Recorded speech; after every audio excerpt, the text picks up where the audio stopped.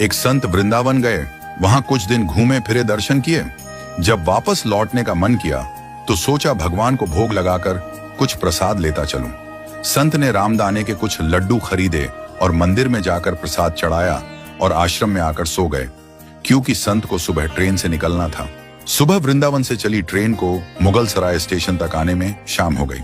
संत ने सोचा अभी पटना तक जाने में 3-4 घंटे और लगेंगे, भूख भी लग रही है। मुगल सराय में ट्रेन आधे घंटे रुकती है, चलो हाथ पैर धोकर संध्या वंदन करके कुछ पा लिया जाए। संत ने हाथ पैर धोए और लड्डू खाने के लिए डिब्बा खोला। उन्होंने देखा लड्डू में छींटे लगे हुए थे। उन्होंने छींटों को हटाकर 1-2 लड्डू खा लिए। बाकी बचे लड्डू का प्रसाद बांट दूंगा ये सोचकर छोड़ दिए। पर कहते हैं ना, संत हृदय नवनीत समाना। बेचारे को लड्डू से अधिक उन छींटों की चिंता सताने लगी। सोचने लगे ये छींटे वृंदावन से इस मिठाई के डिब्बे में आए हैं। बेचारे इतनी दूर तक ट्रेन में मुगल सराय तक आ गए।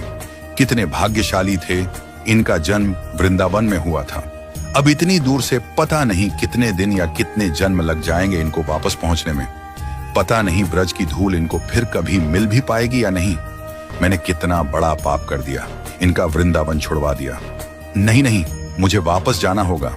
और संत ने उन छींटों को वापस उसी मिठाई के डिब्बे में सावधानी से रखा और वृंदावन की ट्रेन पकड़ ली।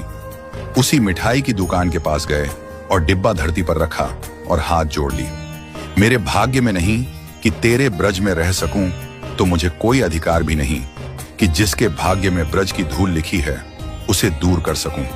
दुकानदार ने देखा तो आया और कहने लगा, महाराज चींटे लग गई तो कोई बात नहीं, आप दूसरी मिठाई तुलवा लो।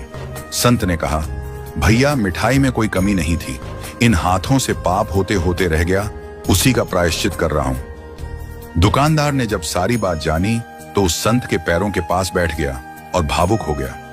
इधर दुकानदार रो रहा था, उधर संत की आंखें गीली हो रही थीं।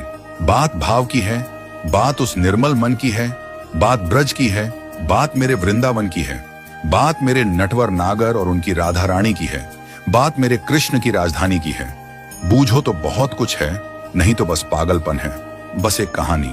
घर से जब भी बाहर जाए तो घर में विराजमान अपने प्रभु से जरूर मिलकर जाएं, और जब लौट कर आए तो उनसे जरूर मिले, क्योंकि उनको भी आपके घर लौटने का इंतजार रहता है। घर में यह नियम बनाइए कि जब भी आप घर से बाहर निकले तो घर में मंदिर के पास 2 घड़ी खड़े रहकर कहें, प्रभु चलिए आपको साथ में रहना है।